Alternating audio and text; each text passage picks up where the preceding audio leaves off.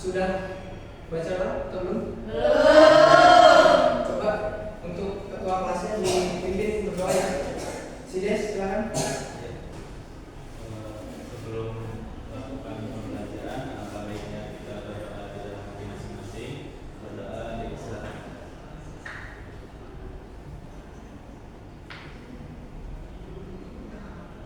Berdoa dicukupkan. Terima kasih saudara Sides. Hari ini ada yang tidak masuk atau masuk semua? Ada, Pak. Ada, Pak. Siapa yang masuk? Sila. Sila, nggak masuk. Anita.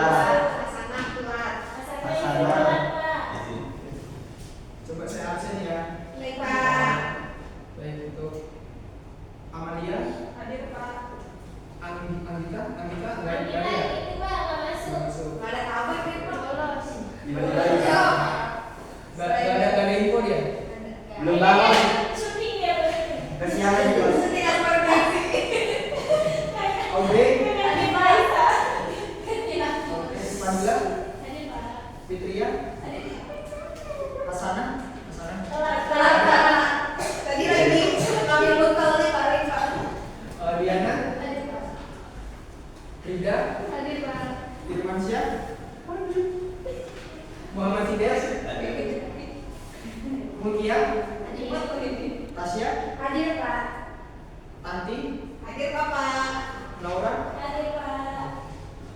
Udah semua ya? Udah, Pak. Berarti yang nggak masuk Anissa. Anita, Asyura, Asila. Hasana. Hasana izin telat. Masuk lagi dia, Pak. Paling satu menit pun masuk lagi.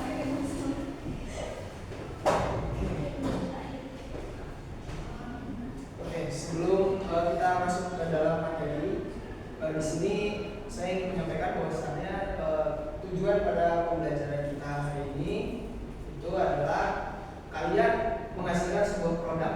Jadi kalian nanti bersama kelompok kalian itu mendiskusikan bahwasannya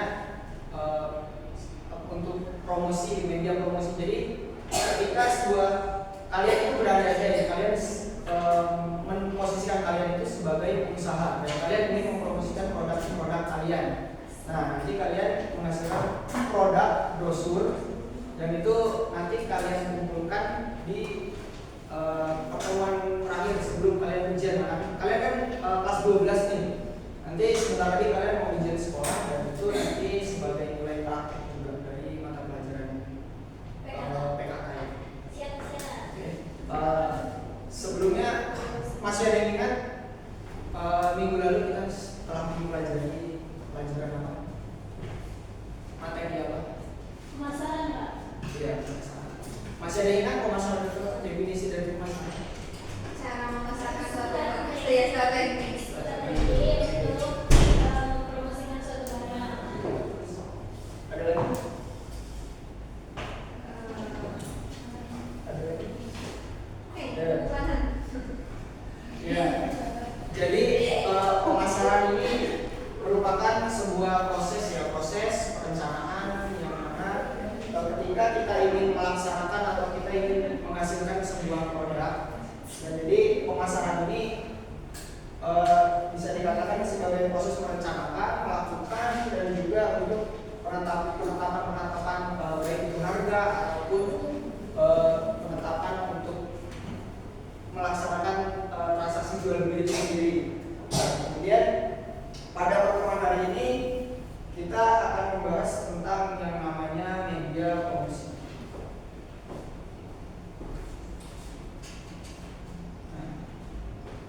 Membuat media promosi berdasarkan segmentasi pasar. Bicara tentang promosi, ketika kita berbicara tentang yang namanya pemasaran, itu tidak lepas dari yang namanya promosi. Promosi ini bisa dilakukan melalui secara langsung ataupun melalui media sosial. Jadi banyak cakupannya. Nah, di sini kita mengenal lebih jauh tentang yang namanya media promosi dan segmentasi pasar. Di sini media promosi merupakan media atau sebuah alat bantu saluran yang digunakan untuk mengkomunikasikan pesan pemasaran kepada audiens. Tadi ketika kita menjadi seorang pengusaha, kita ingin memperluaskan atau ingin ini produk kita, mempromosikan produk kita ke orang umum, halayak umum, itu menggunakan sebuah media promosi ini. Nah, di sini ada contoh-contoh media promosi. Yang pertama itu ada poster atau brosur, kemudian iklan TV, iklan digital, dan influencer marketing.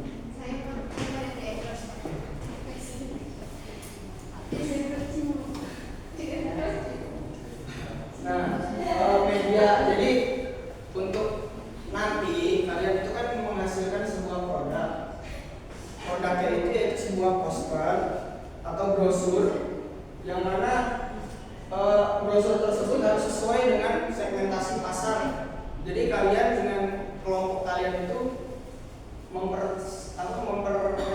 merencanakan semua langkah-langkah untuk membuat poster ini sesuai dengan segmentasi pasar.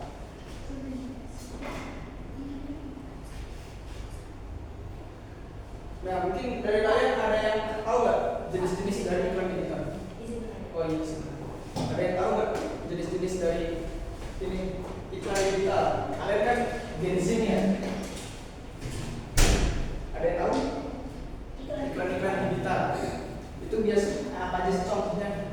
Kayak TikTok, Ya, Instagram, Lazada, Shopee, Ya, itu masuknya ke dalam ya. Ya, betul. Jadi untuk media promosi yang paling mudah ya untuk saat ini itu mungkin bisa dikatakan dari iklan digital itu sendiri.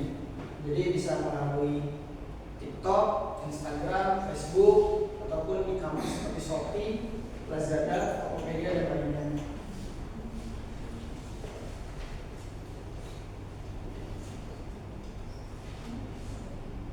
Nah, di sini kita menggali lagi tentang yang namanya segmentasi pasar. Segmentasi pasar ini adalah sebuah proses membagi pasar yang luas menjadi kelompok-kelompok. Nah, jadi ketika perusahaan ingin memasarkan produknya, dia tentu menargetkan siapa target pasar mereka dengan memperkecil atau membuat kelompok-kelompok supaya nanti produk yang dia tawarkan itu bisa terjual secara merata, secara sesuai dengan kebutuhan yang ada di lingkungan tersebut. Kemudian segmentasi pasar membantu perusahaan menyesuaikan produk dan layanan mereka sesuai dengan kebutuhan konsumen. Iya, jadi ketika sudah membuat segmentasi pasar, maka perusahaan tersebut dapat menyesuaikan kira-kira di daerah tersebut itu membutuhkan produk apa, kemudian layanannya maunya bagaimana sih orang-orang di sekitar, kemudian menyesuaikan dengan kebutuhan sehari-hari mereka. Selanjutnya, meningkatkan efektivitas kampanye pemasaran. Ya, jadi dengan segmentasi pasar itu perusahaan juga tentunya sangat efektif dalam kegiatan memasarkan sebuah produknya, dan perusahaan tersebut mengkampanyekan pemasaran itu jadi lebih mudah ketika sudah dikelompok-kelompokkan.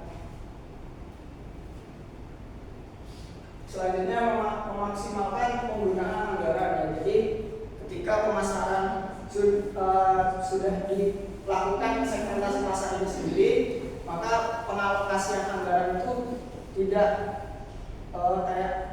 jadi gimana? Kayak menggelontorkan anggaran percuma gitu. Jadi kan ada hasilnya kalau sudah dibuat segmentasi pasar dengan kelompokan tersendiri.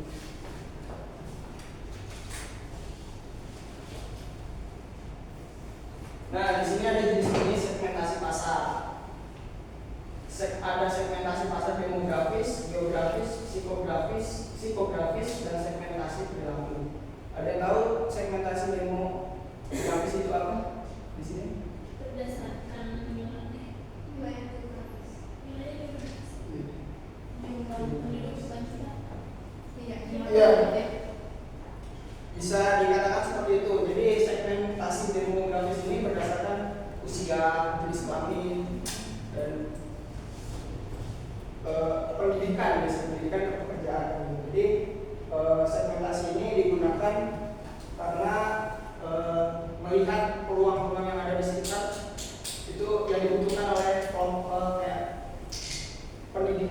pendidikan itu apa sih, terus jenis kelamin misalnya cowok cewek itu butuh skincare atau enggak gitu. Jadi disesuaikan dari segmentasi pasar itu sendiri. Kemudian segmentasi geografis.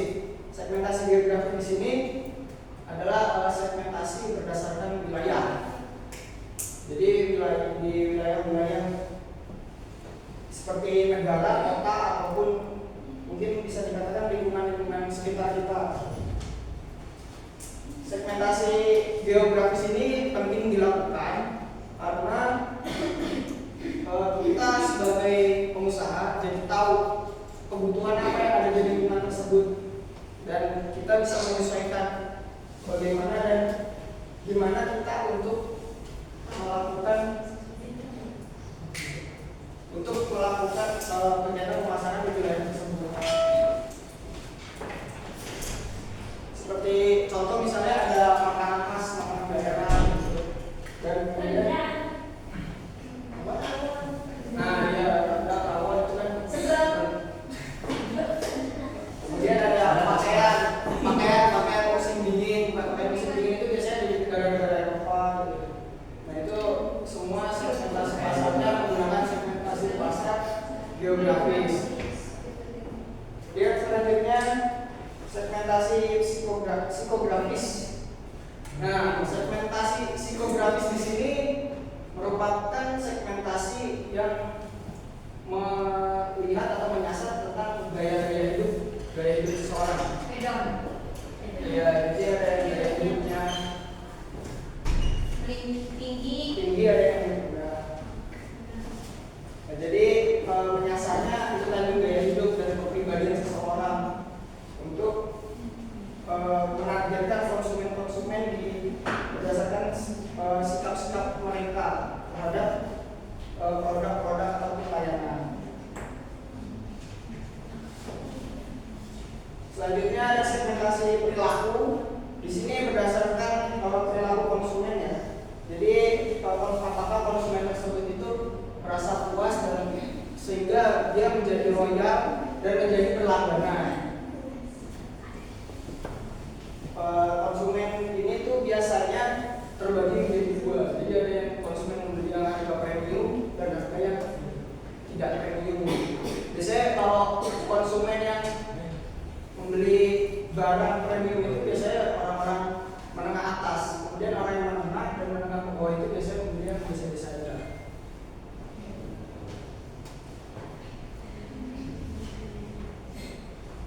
Nah di sini juga selanjutnya ada pentingnya segmentasi pasar.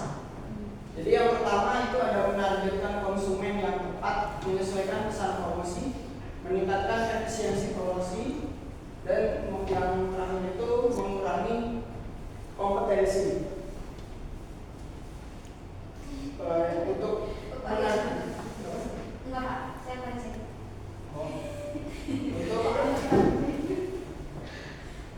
untuk menargetkan konsumen yang tepat di sini itu bisa seperti contoh itu dengan membagi segmentasi pasar yang lebih kecil dan lebih homogen. Seperti contohnya perusahaan bisa menargetkan atau menargetkan yang ada di sekitar tersebut itu secara terperinci kayak misalnya pasar ataupun supermarket. Kemudian menyesuaikan pesan promosi. Menyesuaikan pesan promosi di sini itu maksudnya ketika ada anak muda atau orang dewasa. Anak muda ini dia tuh bakal kalau dikasih media promosi seperti contoh koran itu bakal dibaca atau enggak? Kalau sekarang biasanya anak muda itu kan lebih suka pakai yang kayak ada gambar-gambarnya, entah itu brosur ataupun dari digital. Kemudian selanjutnya meningkatkan efisiensi promosi. Ketika sudah menargetkan segmentasi pasar, kemudian terciptalah meningkatkan efisiensi promosi. Jadi promosi yang dilakukan perusahaan tersebut bisa dikatakan efisiensi ketika segmentasi pasar tersebut sudah dilakukan dengan baik. Jadi produk-produk yang dia tawarkan, produk-produk yang dihasilkan itu akan terpasarkan secara baik dan benar. Dia mengurangi kompetensi.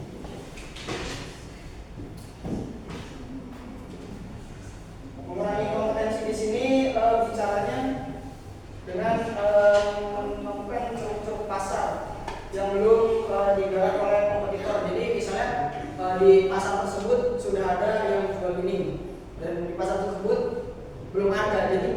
dan kebetulan produk yang akan kita pasarkan itu tidak sama dengan kompetitor-kompetitor yang ada di lain. Nah, itu menjadi peluang juga.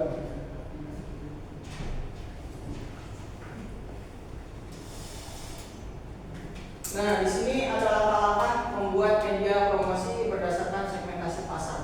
Nah, ini nanti juga nih kalian bersama kelompok kalian akan menggunakan langkah-langkah ini dalam menyusun sebuah media promosi. Yang pertama itu menganalisis pasar, menentukan segmentasi pasar, menentukan media promosi yang tepat, dan merancang pesan promosi, kemudian evaluasi dan uji coba. Nah, yang pertama menganalisis pasar. Sebelum kalian membuat sebuah media promosi, itu kalian menganalisis pasar kalian terlebih dahulu. Target pasar kalian itu anak muda, orang dewasa, atau anak-anak. Jadi disesuaikan. Kemudian setelah menganalisis pasar, selanjutnya menentukan segmentasi pasar. Segmentasi pasar yaitu tadi ada geografis, demografis, psikografis, dan perilaku. Nah, kemudian selanjutnya menentukan media promosi yang tepat. Nah, media promosi yang tepat itu kira-kira apa? Misalnya contoh tadi anak muda. Jadi anak muda itu kan kalau dikasih misalnya ada media cetak itu kayak koran, itu kan cenderung mereka kayak nggak mau membaca, nggak mau melihat. Nah, jadi kira-kira tuh media promosi yang tepat itu seperti apa? Selanjutnya merancang. Jadi setelah menganalisis, menentukan segmentasi pasar dan menentukan media promosinya apa. Kemudian selanjutnya kalian merancang, mendesain sebagus mungkin, sebaik mungkin, dan nanti brosurnya ketika poster tersebut menarik, itu akan ada nilai tambahan dari sana. Ya. Nah, jadi selanjutnya mengevaluasi dan uji coba. Jadi mengevaluasi dan uji coba ini langsung kalian terapkan gitu di lingkungan sekitar gitu. Jadi responnya itu seperti apa, dan nanti ketika sudah mendapatkan respon, kalian bisa mengevaluasi, dan apabila gagal, kalian ulang lagi seperti ini gitu. Tapi nanti untuk tugas kalian itu tetap dikumpulkan produknya, produk poster tersebut dikumpulkan di akhir pertemuan kita nanti. Nah, di sini ada dua contoh penerapan media promosi berdasarkan segmentasi pasar. Nah, coba dari kalian ada yang tahu nggak untuk contoh penerapan media promosi satu itu berdasarkan segmentasi apa, dan yang kedua ini berdasarkan segmentasi apa? Setelah tadi dibahas. Yang kosmetik demografis, Pak. Ya. Yang restoran lokal dari geografis. Ya, betul. Kasih contoh berapa?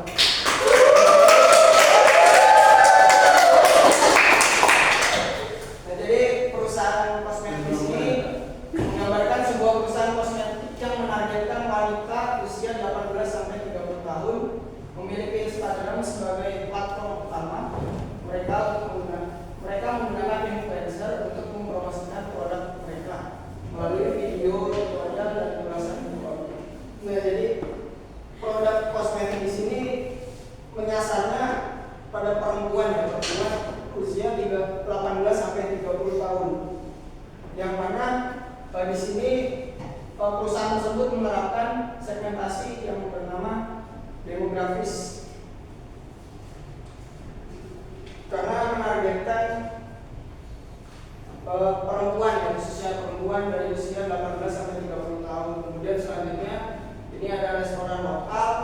Restoran lokal di sini menerapkan berdasarkan geografis, berdasarkan wilayah.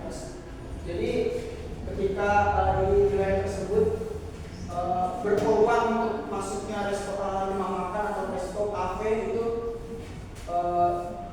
perusahaan tersebut pasti menerapkan yang namanya segmentasi geografis untuk menjangkau penduduk-penduduk di sekitar. Nah, ini ada contoh brosurnya. Jadi kalian nanti diminta untuk membuat sebuah brosur Di akhir pertemuan kita nanti akan saya tarik untuk dikumpulkan brosur. Jadi di sini ada 2 contoh brosur, yang mana brosur pertama ini ada brosur makanan dan yang kedua ini ada brosur minuman.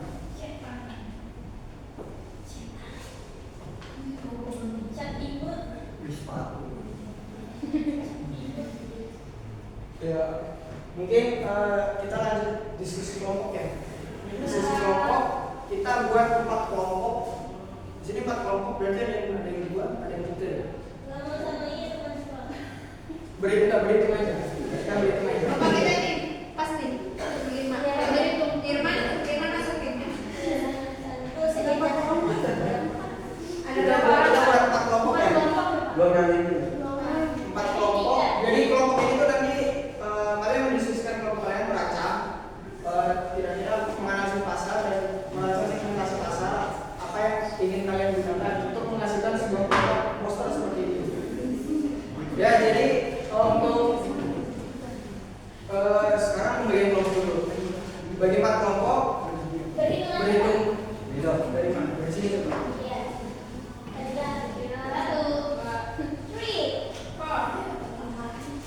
Ini dulu, terus dari sini dulu.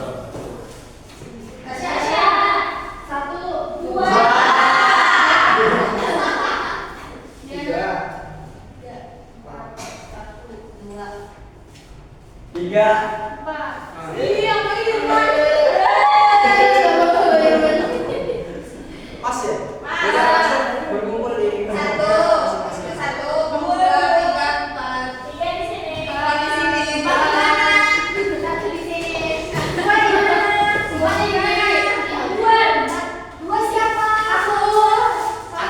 Aku 2.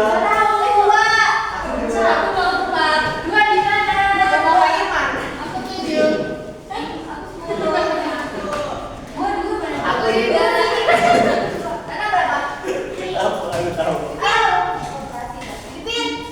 Aku 2. Mau dimulai kan?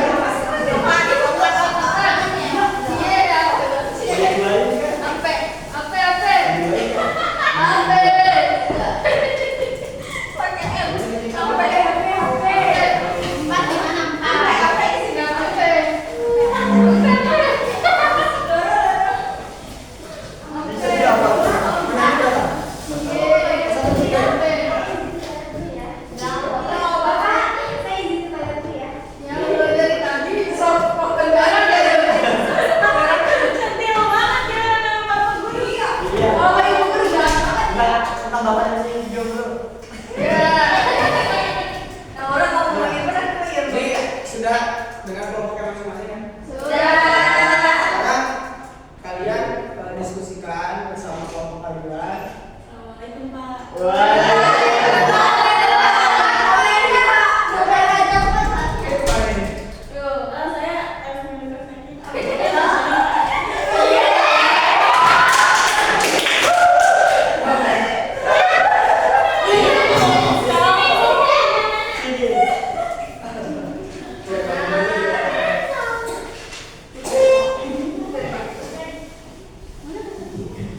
Ya, jadi nanti oke, udah tenang dulu.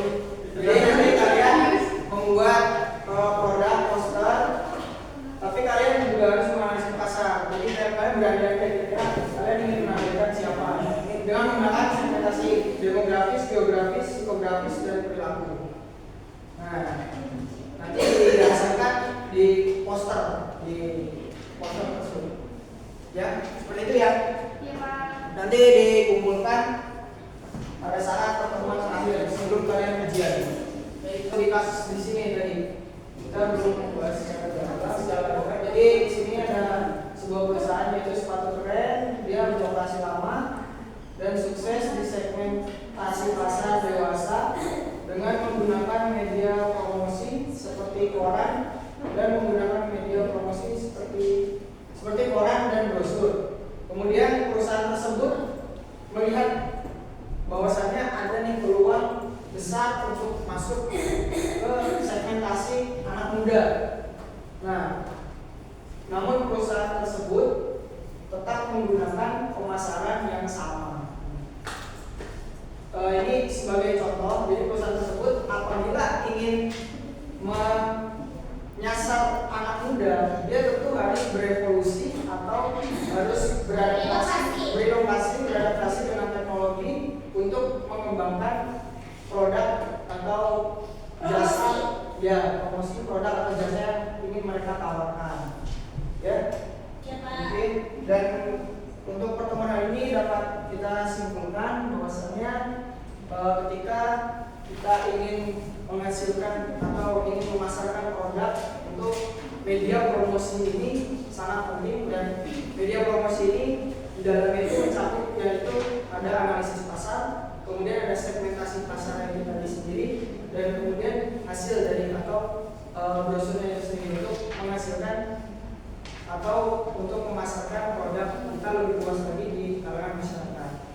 Mungkin itu saja untuk pertemuan kita pada hari ini, dan untuk tugas kita minggu selanjutnya itu tidak ada, dan pertemuan selanjutnya kita akan membahas tentang media media promosi lagi. Jadi nanti kita akan secara progresnya bagaimana perkembangan produk desain produk kalian. Untuk minggu depan nanti akan kita bahas seperti itu. Kemudian untuk pertemuan hari ini kita cukupkan. Itu saja dari saya. Terima kasih.